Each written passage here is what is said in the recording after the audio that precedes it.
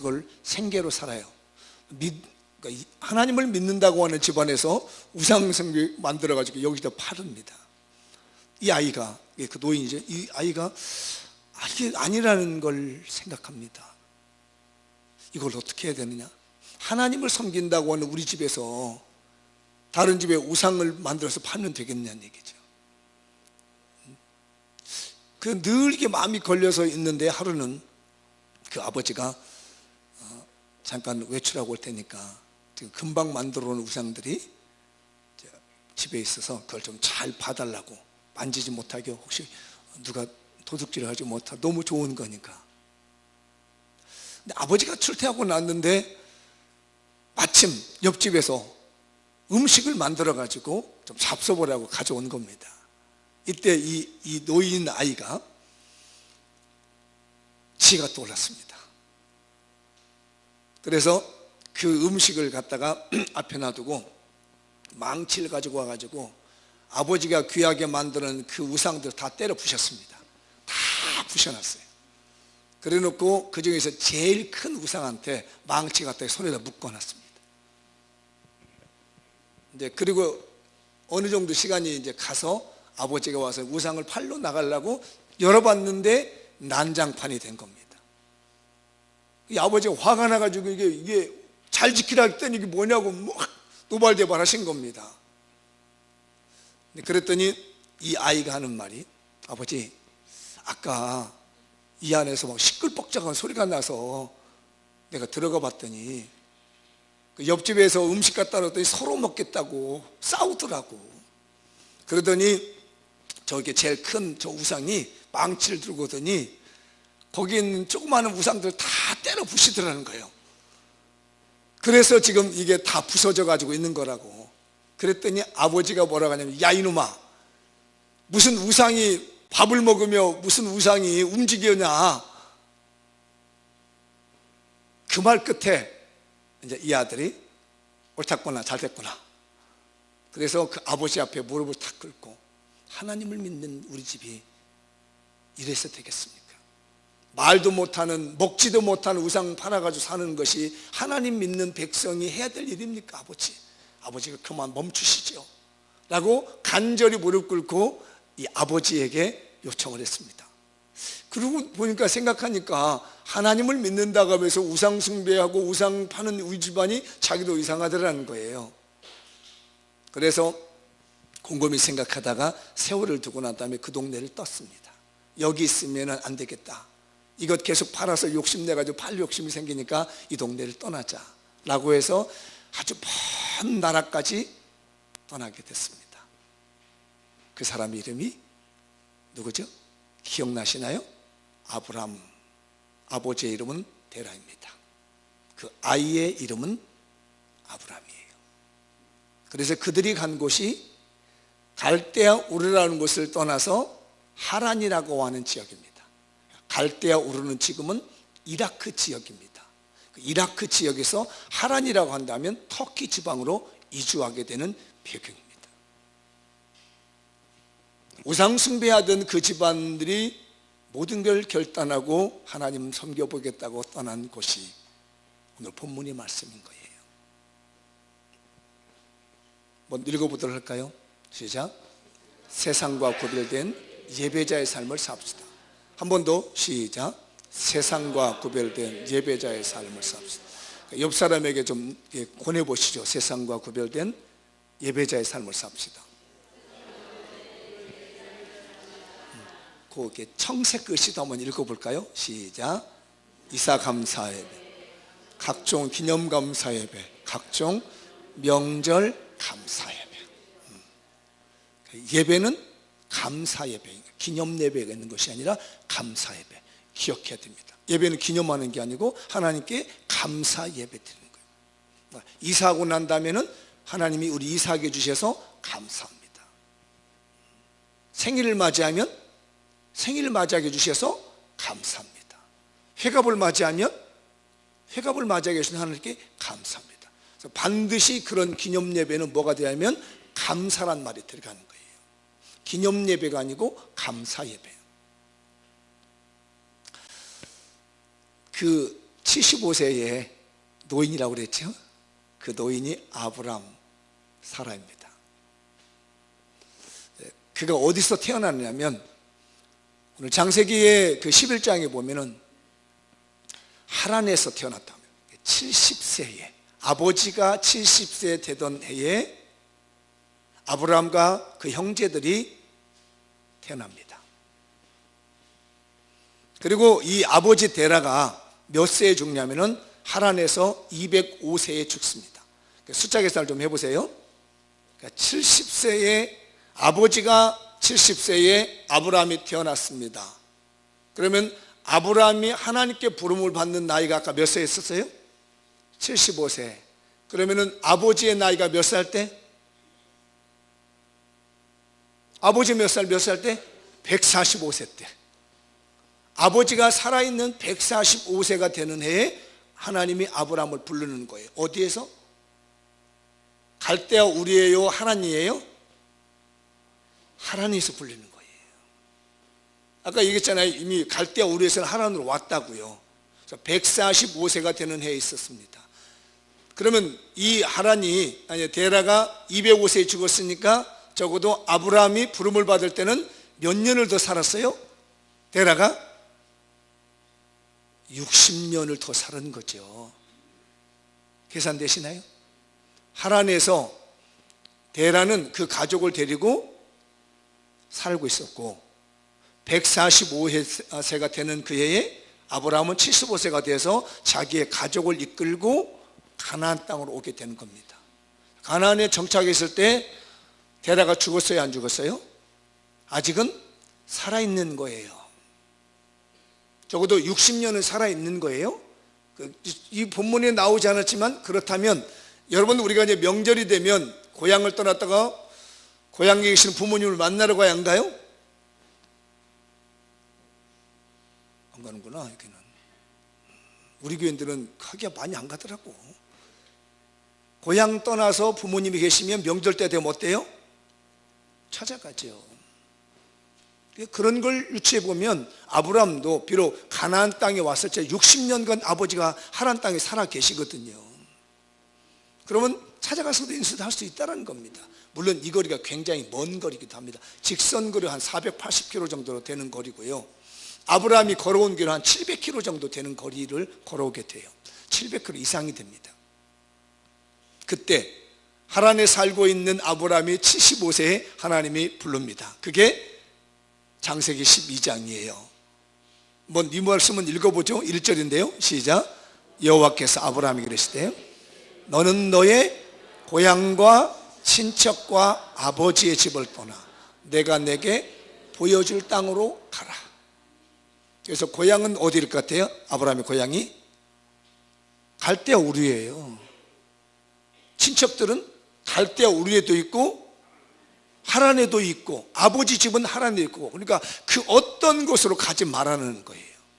그러면서 내가 보여줄 땅이라는 얘기죠. 이건 뭐냐면 아직 보여준 건 아닌데 네가 갈 때마다 조금씩 보여준다는 겁니다. 여기에 묘미가 있는 거예요. 하나님께서 우리에게 내 인생 살아가는 100년 살아가는 걸 다 보여주는 게 아니란 말이에요. 이번에 설명절이 되면 여러분들께 하나님께서 조금씩 보여주시는 그런 은혜를 받으시기 바랍니다. 내 인생 전부를 보여준 것이 아니에요.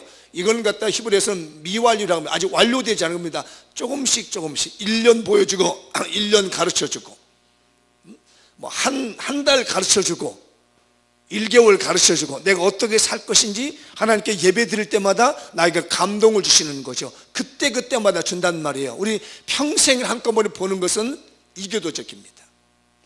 조금씩 인도해가지고 700km를 이주해 왔습니다. 그래서 아브라함이 도착한 땅이 혹시 어느 땅인지는 아십니까? 어느 땅으로 하나님이 보내셨어요? 조금씩 인도해가지고 가나안 땅. 어떻게 어제 손편이 아니지? 왜 이러지 오늘? 명절 셀 마음에 지금 마음이 다 오늘 저녁에 가서 고수도볼 좀 치고 내일 저녁에 가서 어디 찜질방을 좀 가고 이러고 있는 건가?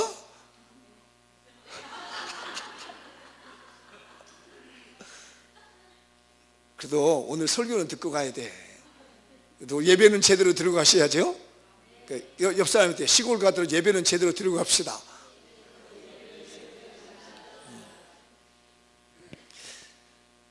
아브라함을 하나님께서 조금씩 보여줘 일구 가는 곳이 가나안 땅이에요. 제가 오늘 본문을 보다가 이 가나안이라는 땅이 별로 좋은 게 아니에요. 이 족보를 훑어 올라가 보면요, 노아의 아들이 3명이 있습니다. 혹시 아시나요? 노아의 아들 한번 불러볼 수 있나요? 셈, 함, 야벳이지요. 그런데 혹시 아브라함은 어느 그 조상이죠? 어느 분이? 아브라함의 조상이 셈, 함, 야벳에서 셈이죠. 그러면 가나안은요? 함입니다. 틀려요. 이 가나안 사람들이 차지하고 있는 땅이 지금 하나님 보내는 겁니다. 근데 셈의 족속은요, 여호와를 찬송하는 족속이고 하나님을 잘 섬기는 족속이었는데, 이 함의 족속인 가나안의 후손은요, 얼마나 우상을 많이 숭배했는지 몰라요. 그래서 가나안 땅이요, 하나님 잘 섬기는 땅이 아니라는 거예요. 가나안이라고 하는 이 사람들이 살고 있는 이 땅은요, 아주 우상 숭배를 잘하는 땅입니다. 그런데 이상하잖아요. 저 이 본문보다 이상하다.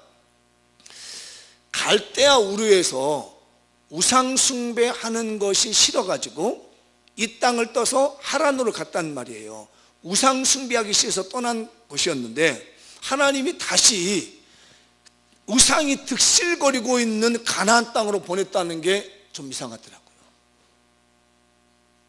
여러분 그런 고민 안 해보셨죠? 왜 이 갈대아 우르라고 하는 것이 하나님을 섬기지 않고 우상 섬기기 때문에 너는 거기로 절대 가지 마라, 하란으로 이주해가지고도 하란으로 가지 말고 아버지 집을 떠나가지고 내가 지시한 땅을 가라고 했는데, 그 하나님이 지시한 땅이 우상을 섬기는 가나안 땅이란 말이에요. 왜 그랬을까? 거기에는 하나님의 계획과 의도가 있습니다. 요즘 제가 잠언 가르치면서 잠언을 설교하면서 의도라는 말, 계획이라는 말을 쓰지요. 제가 이 말씀을 놓고 잠시 묵상을 했어요. 하나님 이게 뭡니까?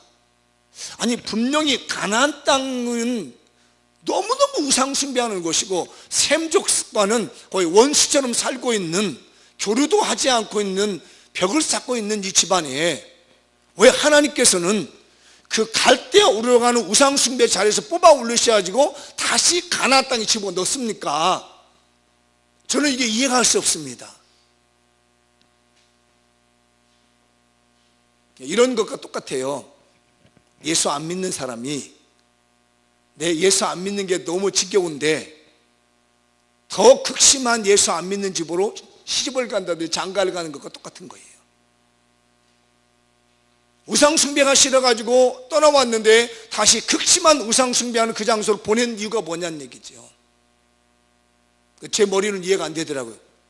잠시 묵상하면 하나님 아직 제가 미련해서 알지 못하는데 이거 왜 이러십니까?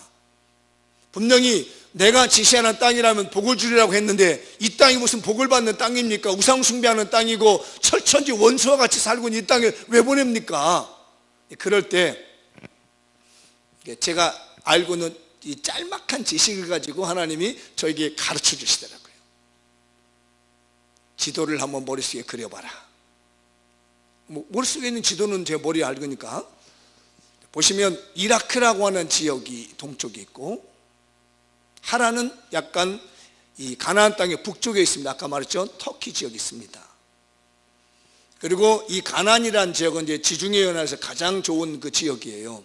그리고 남쪽에 있는 아프리카주와 북쪽에 있는 유럽주를 이어주는 곳이고, 그 다음에 동쪽으로는 아시아 쪽을 이어주는 가장 중요한 거점적인 지역이 가나안이라는 겁니다. 요즘 말하면 이스라엘이라는 거예요. 오늘 이 말은 알아들을 수 있는 분만 이해를 하세요. 머릿속에 지도가 있는 분들은 이해가 되겠지만 그렇지 않은 분들은 지금 목사님 무슨 말인가 하겠죠. 이 중앙 거점 지역, 그러니까 이 거점 지역을 통해서 하나님은 단 몇 년을 본 게 아니고요, 수천 년 후에 일어날 수 있는 하나님의 나라가 확장되어져 가지고 세계 열방위로 복음이 증거되는 하나님의 계획이 담겨져 있습니다. 이 말 이해하신 분 아멘. 감사해요. 제가 더 이상은 설명을 못 드리겠습니다. 왜냐하면 더 설명드리면 다음 설교를 할 수가 없습니다. 이스라엘이라는 곳을 보면 만약에 하나님께서 이 아브라함을 하란에다가 두었다면 지금 터키 지방이란 말이에요. 터키 지방이라고 하면 이제 나중에 이제 그 바울이 복음을 전하기 위해서 지중해를 끼고 유럽으로 다니고 있거든요. 근데 만약에 터키 지역이었다면은 복음을 전하는데 상당히 어려움을 겪게 됩니다. 그리고 만약 이라크 지역에다 그냥 놔뒀더라면 그 지역에서 유럽으로 가는 길이라든지 아시아라고 하는 거라든지 아프리카로 가는 데는 상당한 어려움이 있다는 얘기죠.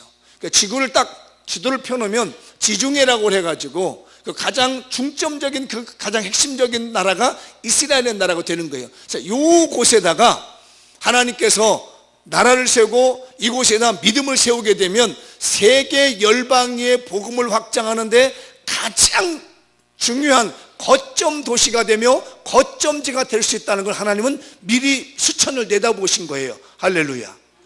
이걸 우리가 이해해 보신다면 오늘날도 왜 하필이면 여러분이 장미연 교회냐? 주변에 여러 큰 교회 더 시설 좋고 환경 좋은 교회가 있는데 왜 나는 하필이면 이 산골짜기에 있는 오두막 같은 이 작은 교회에 하나님이 놔두셨나? 지금 세대를 보는 것이 아니라 하나님은 적어도 제가 강조하는 거 몇 년 본다고? 500년은 보고 계신다는 거예요. 아멘.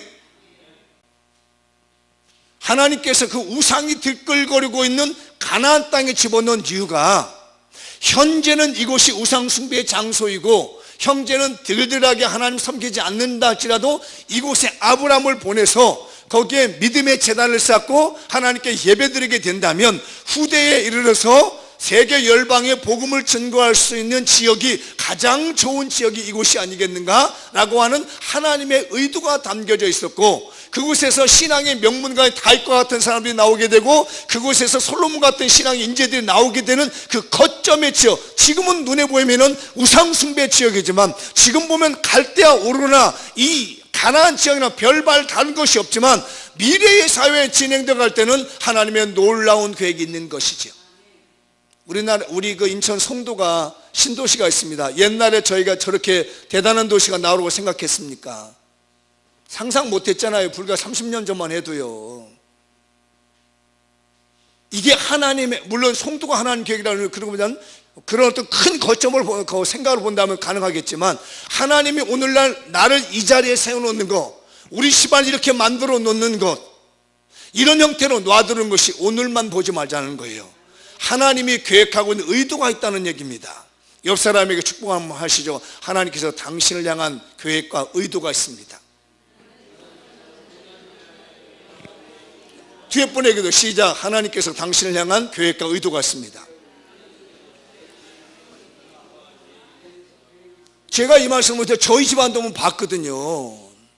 저희 집안은 60년 전에는 예수를 믿지 않은 걸로 보여집니다. 그런데 한 58년 전이나 한 8, 9년 전에 저희 집에 복음이 들어와가지고 아주 어렵게 믿었지만 오늘날 와서는 말이에요. 제가 한번 숫자를 한번 세봤습니다. 저희 집안에 한 60여 년 전에는 예수 믿는 사람이 한 사람도 없던 우리 집안인데 한 60여 년이 지나서 예수 들어온 집에는 저희 자랑이라고 하지 마시고요. 하나님의 계획을 보자는 얘기입니다. 저희 집안에 저만 해도요 목사님 되겠다는 두 아들이 있고요. 제가 목사고요. 3명의 남자가 있는데 다 목사가 되겠답니다. 저희 장형님이 목사님이십니다. 그리고 그 아들이 지금 장조카가 선교사로 나가 있습니다. 삼형제 중에서요. 우리 저기 아내 쪽으로 보면 말이에요. 거기는 더 많은 사람들이 있더라고요. 이렇게 저렇게 저와 저희 아내 쪽으로 계산해 보니까 한 이 목사님이 되겠다고 선교사를 가고 있고 전도사님 이 사역자 하는 분들이 그단 20명 정도가 됩니다. 그러니까 60여 년 전에 저희 집에는요 저희 형들은 얘기하더라고요. 저보다 세월을 많이 살았기 때문에 우리 집에서 뭘 했냐 저는 전혀 본 일이 없는 건데 그런 사실 본 적이 없는데 우리 고향에서는 당골레라는 게 있습니다. 혹시 아십니까? 당골레 들어보신 분 있어요? 네. 들어봤다는 얘기예요, 지금? 그분이 이제 뭔가를 우리 집에서도 뭘 했나 봐요. 그래서 떡씨를 해놓으려고 그래요. 요즘 그 팥씨로 있잖아요. 팥. 귀신이 팥을 싫어한다나 어쩐다나 해가지고 꼭 하면은 팥떡을 해요, 이게. 팥씨를 갖다가 이렇게 놓고 막 빌드래요, 정성을. 그러더니 어디 좀 잠깐 좀 가라 그러더래. 가난하고 어려우니까 떡 하나 얻어먹으려고 형들이 이렇게 기다리고 있는 거예요. 그거 끝나면 하나 먹으려고. 그러니까 이게 벌써 눈치가 있죠. 그러더니 야, 너희들 어디 가서 심부름 시키더래요. 그래서 이제 착한 형님이 그 심부름을 듣고 막 갔다 왔는데 없는 거야, 아무것도. 이미 빈수로만 있는 거야. 그 안에 있는 떡은 갖다 확 엎어가지고 그분이 가지고 가셨어. 저희 집이 그랬더라고요. 적어도 한 60여 년 전에, 어린 시절에는. 그런데 그 집안에 하나님의 계획이 있어서 겨자씨 하나 믿음 하나 딱 떨어뜨리더니 한 50년, 한 두세 대 정도 지나고 나니까 집안에 목사님이 나오기 시작하고, 목사님 집안과 만나게 만드셔서 하나님의 나라의 복음을 쓰게 만들더라는 얘기예요. 이해되시나요? 하나님께서 여러분들에게 계획이 있습니다. 아시죠? 옆 사람에게 다시 한번, 하나님께서 당신을 향한 계획이 있습니다. 하나님께서 당신을 향한 의도가 있습니다. 그래서 우상 숭배하는 가나안 땅으로 왜 하필이면 아브라함을 불러다가 그 고생스럽게 아이도 없는 노부부 말이에요. 덜렁 보내냐, 조카 하나 딸려가지고 말이에요. 그런데 그 가나안 땅에는 하나님의 비전이 있었어요. 그리고 그가 처음으로 도착한 곳이 세겜이라고 하는 지역에 도착해서 모래 상수리 나무에 도착합니다. 그래서 이 아브라함의 생애 최초로 독단적으로, 단독적으로 하나님께 이 세겜에 있는 모래 상수리 나무에서 하나님께 제단을 쌓습니다. 6절인데 읽어보죠. 아브라함이 그 땅을 지나 세겜 땅 모래 상수리 나무에 이르니 그때 가나안 사람이 그 땅에 거주했더라. 그런데 모래라는 말, 요 상수리라는 말이 어떤 의미를 갖고 있냐면요, 모래라고 하는 것은 하나님 보여준다는 의미를 담고 있답니다. 학자들마다 여러 가지 이제 견해가 있는데 보여준다. 그래서 요 모래라는 지역은 신성한 지역입니다. 우리나라도 보면 계룡산 하면 뭐가 떠올라요? 네? 계룡산. 예. 그렇죠, 그렇죠. 신기 받으러 가는 분들이 많이 보입니다. 계룡산에서 몇 년간 도 닦았다고 얘기하잖아요. 그런 것처럼요, 요 당시의 사람들은요, 모래 지역, 요 상수리나무 지역에 가면 신기를 받아온다 생각하는 거예요. 신성한 지역이에요. 상수리나무는 왜로부터요, 하나님께 뭔가 신적인 걸 부탁받아서 전달하는 무속적인 역할을 하고 있는 내용이라는 그런 거죠. 복숭아 나무 우리 쓰죠, 우리나라는. 그렇죠? 무녀들이나 무당들 쓰는 게 복숭아 나무를 쓰잖아요. 그런 것처럼 요 문화권에서는요, 상수리 나무를 가지고 씁니다. 그렇기 때문에 모래 상수리 나무 지역이라는 것은 이 가나안 사람들이 굉장히 신성시하는 지역이란 말이에요. 그래서 아브라함이 거기다 대고 그냥 제단을 쌓아버리고 이거 하나님 것, 아멘 해야지.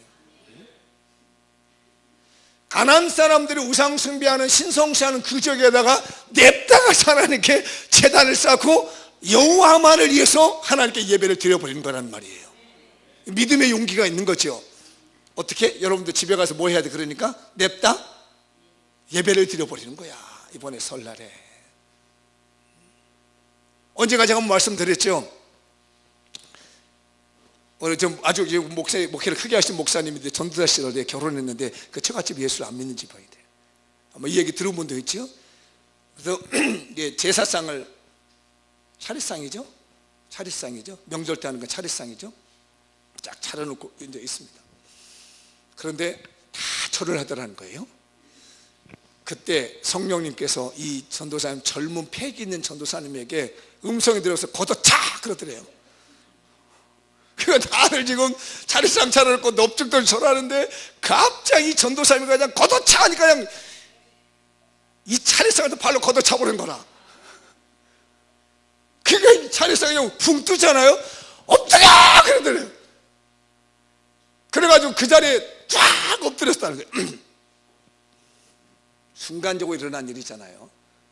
그래가지고 이 차례상이 막 다 뒤집어져가지고 이 전도사님으로 이제 엎어진 거잖아요.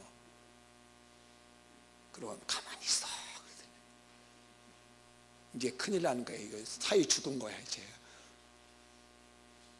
그날 차례는 완전히 다 망가져 버렸고, 제가 알기로는 그 후에 그 집안에서 그런 일들이 사라져 갔다는 얘기예요. 지금 오늘 말씀 모래상수리 나무에서 아브라함이 그 신기 있다고 하는 곳에다가 제단을 쌓고 하나님 이 땅 나한테 주셨지요 라고 예배 드렸더니 하나님이 그 예배를 받으실 줄 믿습니다. 여호와를 위하여 여호와께 드린 제단, 이방신이 아닌 여호와께만 드리는 제단이 모래상수리 나무의 첫 번째 제단이에요. 아브라함이 가나안 땅에 와서 완전히 하나님만 섬기겠다는 그런 그 예배가 바로 그 예배인 겁니다. 오늘 설명절의 예배가, 여러분 각종 예배가 하나님께만 드려지길 바라고, 이방신의 방법이 아닌 여호와를 위한 예배가 되시길 주님의 이름으로 축복합니다. 그 예배 드리고 난 다음에 또 자리를 옮겼습니다. 이제 점령한 거예요. 이제는 어디로 가냐면은 동쪽으로, 베델 동쪽 산으로 가게 됩니다. 그래서 거기서 여호와의 이름을 부르며, 한번 이건 읽어볼까요? 거기서 베델 동쪽 산으로 옮겨. 거기가 어디예요? 모래상수리 나무, 세겜에 있는 모래상수리 나무예요. 거기에서 베델 동쪽 산으로 옮겨 장막을 치니 서쪽으로 베델이요 동쪽은 아이라. 그가 그곳에서 여호와께 제단을 쌓고 여호와의 이름을 불렀다. 자리를 옮긴 거예요.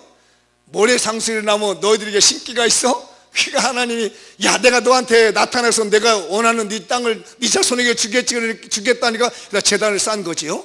그 자리가 하나님의 영역이 된 거예요. 하나님께 예배 장소가 되는 거죠. 그리고 난 다음에 또 가라 하니까 아까 얘기했잖아요. 내가 지시할 땅으로 가라.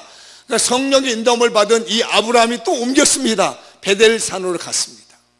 그런데 성경을 조금 아는 분들은요 이 말이 이상하다는 말이 들 겁니다. 현재 아브라함이 말하고 있는 이 땅의 베델이라는 말이 원래는 베델이 아닙니다. 이 시점에는 뭐라고 써야 돼요? 이게 좀 어렵구나. 루스라고 합니다. 루스라라는 땅을 베델로 바꾸게 된 사람은 누구예요? 야곱인 거예요. 야곱. 그럼 야곱은 누구냐? 아브라함의 손주예요. 아브라함의 손주 때 가서 루스라고 하는 땅을 베델로 바뀌었는데, 오늘 창세기를 쓰고 있는 이 모세는 손주 때 일어났던 이름을 갖다 끌어다가 이걸 베델이라고 얘기했습니다. 여기까지 이해되신 분 하면 이해되셨죠? 원래는 이 베델이라는 말을 쓰려면 손주 때 가서 써야 될 말이에요. 그런데 모세는 그 일을 쭉 보고 난 다음에 여기를 루스라고 얘기하지 말고 손주 때 루스를 베델로 바꾼 그 이름을 갖다가 끌어다가 베델이라고 얘기를 하는 거예요. 이해되셨죠? 그럼 베델의 뜻은 뭐라고요? 하나님의 집. 루스는요 편도나무라는 겁니다.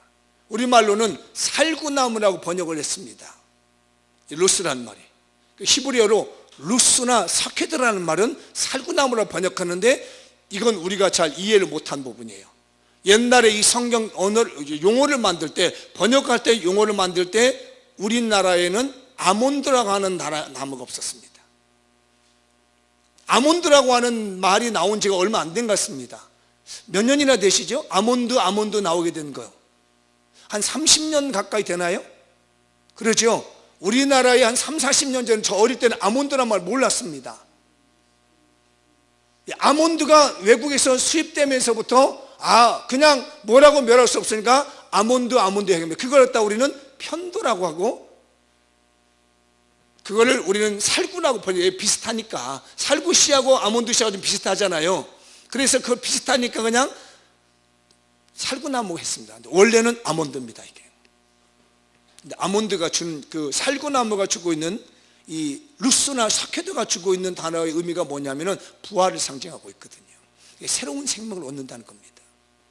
그래서 야곱이 이곳에서 새로운 생명, 하나님을 새롭게 만나고 여기 하나님의 집이라고 이름을 바꾸는 거예요. 왜 아브라함이 그러면 눅스라고 말하지 않고 여기를 갖다 베델이라고 하느냐, 하나님의 집이라고 하느냐. 여기서 아브라함이 최초로 하나님의 이름을 드리고 공적으로 하나님께 예배드렸다기 했기 때문에 여기 하나님 집이라는 거예요. 우리가 누수가 아니다. 누수는 옛날 앞으로 이제 변화된 일이지만, 그렇지만 아브라함은 여기서 베델이라는 곳에서 하나님께 예배를 드렸다. 아브라함이 예배를 드리는 곳마다 하나님의 베델이요, 하나님의 집이라는 거지요. 그런데 아까 성경 볼 때 여러분, 베델 어디에다가 제단을 쌓았다고요? 베델 어디다가? 산. 신의 산 아니에요. 베델에서 산에다가 예배를 드렸다고 합니다. 왜 그랬을까? 베델이라는 땅이 좋으니까요. 거기에 가나안 사람들이 다 점령하고 있습니다. 점령하고 있으니까 내가 거기서 싸울 일이 없다. 내가 산으로 가야지. 피해가지고 산에 가서 하나님께 예배드리는 것이에요. 우리가 굳이 싸울 필요는 없습니다. 안 믿는 사람과 싸울 필요 없습니다. 아브라함의 지혜가 거기 있는 거예요. 베델에 들어가서 내가 일부러 막 하나님 이름 불러가면서 제사 드릴 필요는 뭐 있냐, 예배 드릴 필요는 뭐 있냐, 피해가서 내가 산에 가서 하나님께 정성을 다하여 오직 하나님께만 하나님의 이름을 들으며 공식적인 예배를 드려야 되겠다. 명절에 가서 일부러 이렇게 싸우지 마십시오. 믿는 사람 안 믿는 사람 싸울 필요 없습니다. 유연하게 받아주시 바랍니다. 가서 얘기해. 명절에 가서 싸우지 마세요.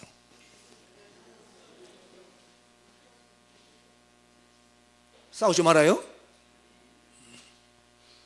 정말 싸우면 안 됩니다. 아브라함의 지혜가 여기 있는 거예요. 베델에 있으니까 그래, 나는 이렇게 산에 가서 하나님께 예배 드려야지. 내가 진정성 있게 공식적으로 하나님께 예배를 드려야지 라고 예배를 드린 거예요. 여기서 지혜를 얻습니다. 아브라함은 어디 갈 때마다 예배 드리죠. 이사 예배입니다. 여러분들 이사하고 나면 뭔 예배를 드려야 돼? 이사 감사 예배. 하나님의 음성을 듣고 말씀을 듣고 뭐 했어요? 머리 상술이 나면서 제단을 했습니다. 내가 처음으로 말씀을 듣는 날이 언제예요? 생일날. 태어나면서부터 우리가 소리를 듣게 되잖아요. 생일 되면 감사 예배 드리고, 회갑 되면 회갑 감사 드리고, 칠순 되면 칠순 감사 예배 드리고, 형제들끼리 모여도 가족끼리만 모여서 예배는 드려야지. 아멘. 요즘은 칠순잔치도 안 한다고 그러대. 워낙 오래 살아가지고. 전에는 회갑 안 한다고, 요즘 와서는 칠순도 안 한대. 하지 말은 얘기 아니에요? 하시되 뭘 해라? 예배를 드려야 돼. 그렇습니다. 올해 제가 보니까 팔순 되신 분도 있어요. 뭐 해야 된다고요? 팔순 감사 예배를 드리는 거예요. 이사하면 감사해야죠. 무슨 백 믿고 이사하고도 예배 안 드리는지 난 모르겠어 그거. 그러나 이 예배가 어떤 개인의 복을 받게 한 게 아니었습니다. 개인의 축원을 위한 게 아니었습니다. 이사에서 하나님 축복 주십시오 이게 아니고요. 하나님 이사에서 너무 감사합니다. 하나님은 장막을 옮겼습니다. 그러니까 예전보다 더 안 좋은 데로 갔을지라도 뭐 해라? 범사에 감사해라. 왜? 하나님이 뭐가 있다고요? 의도가 있는 거예요 거기에. 근데 사람의 축원을 기다리는 사람들은요, 잘 돼야만 감사드린다고 합니다. 이건 신앙 없는 겁니다. 이건 우리 기독교인 아닌 거예요. 우리 신앙인은 내가 잘 됐든 안 됐든 변화가 일어나면 감사해 드리는 거예요. 내가 승진해서 감사합니다. 좌천돼서 감사해야죠. 왜? 거기에 하나님의 의도가 있다는 얘기예요. 거기에 하나님의 계획이 있습니다. 무조건 삶의 변화가 일어나면 뭘 하자? 감사 예배를 드리자. 옆 사람에게 권해요. 무조건 감사 예배입니다. 하나님의 의도가 있습니다. 아셨죠? 아브라함이 그래서요, 산으로 피해가지고 또 예배를 드린 겁니다. 부딪히지 않고 말이에요. 이번 설명절에 여러분들 지혜롭게 잘 처신하기 바랍니다. 어떤 일이든지 우리는 감사 예배를 드리는 거예요. 망해도 감사 예배를 드리는 거예요. 왜? 하나님의 의도가 있다는 얘기예요. 들에 핀 백합화를 봐라, 공중나는 새를 봐라. 하나님이 입히시고 다 먹이시지 않느냐는 얘기예요. 주신 이도 하나님이시오 취하시도 하나님이시라. 하나님의 이름이 영광 받으시올지어다. 이게 바로 예배 신앙인 거예요. 그런 예배 신앙에서 신앙의 명문가가 나오게 되는 것이고, 그런 신앙의 예배 신앙에서 신앙의 인재가 나오게 되는 거예요. 아무 곳에서 신앙의 인재가 나오는 게 아니고요, 아무 곳에나 신앙의 명문가가 되는 게 아닙니다. 어떤 일이 있을지라도 하나님께 감사하며 예배할 수 있는 그 사람에게 하나님이 관심을 두는 거예요. 저도 이 말씀 준비하면서 그렇게 되기를 얼마나 소망했는지 몰라요. 어떤 일이 있을지라도 하나님은 나에게 주시는 의도가 있다. 내가 감사 예배 드리자. 마무리를 한번 지어가면서 읽어보겠습니다. 자, 눈 크게 뜨시고, 지금까지 잘 주무신 분들 다 끝났어요. 이제 사랑하신 자에게 잠을 주신다고 잘 주무셨죠. 명절 세려고 얼마나 고됐을까. 명절 기대하고 준비하느라고 며칠을 센 것 같아요. 몇 분들이 수고 많으셨어요. 이제 마무리 실 테니까 읽어보죠. 시작. 신앙의 명문가는 범사에 하나님께 예배드리는 가문이다. 그 다음에 신앙의 인재는 예배를 가장 중요시 여기는 가문에서 배출된다. 아셨죠? 여러분의 자녀들이 잘 되길 바랍니까? 하나님께 쓰임 받기를 원합니까? 예배 신앙이 가장 중요하십시오. 예배가 가장 중요합니다. 그 다음에 시작. 아브라함처럼 범사에 여호와를 위해, 그리고 오직 여호와께만 예배드리는 가문이 되자.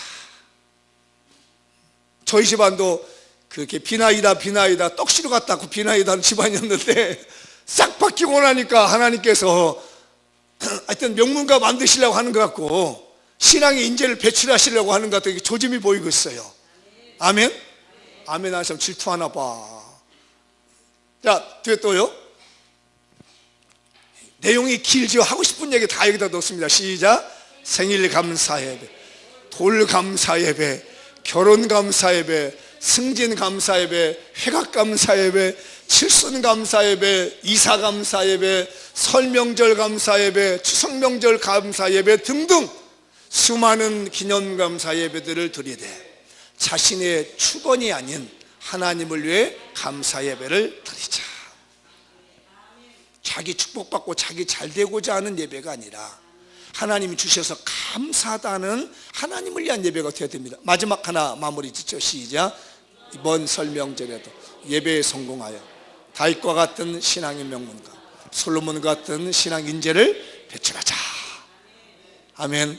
여러분의 신앙 명문가가 되시되 아브라함처럼 예배 신앙자가 되시기 바랍니다. 다 같이 자리에 일어나셔서